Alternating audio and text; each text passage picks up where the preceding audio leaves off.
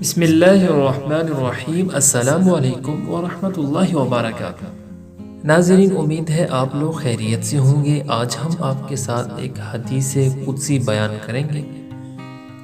رسول اللہ صلی اللہ علیہ وسلم نے فرمایا کہ حضرت جبرائیل علیہ السلام قسم کھا کر یہ حدیث بیان فرماتے ہیں کہ حضرت میکائیل علیہ السلام قسم کھا کر بیان کرتے ہیں اور فرماتے ہیں کہ حضرت اسرافیل علیہ السلام قسم کھا کر بیان فرماتے ہیں کہ اللہ تعالی نے فرمایا کہ اے اسرافیل، میں اپنی عزت اور بخشش و جلال و کرم کی قسم کھا کر کہتا ہوں کہ جو شخص بسم اللہ الرحمن الرحیم کی میم کو سورہ فاتحہ کے ساتھ ملا کر ایک مرتبہ بھی پڑھ لے تو تم گواہ ہو کہ میں اس کی زبان کو نہیں جلاؤں گا اور اس کو جہنم اور قبر کے عذاب سے پناہ دوں گا اور قیامت کے عذاب سے بھی بچا لوں گا۔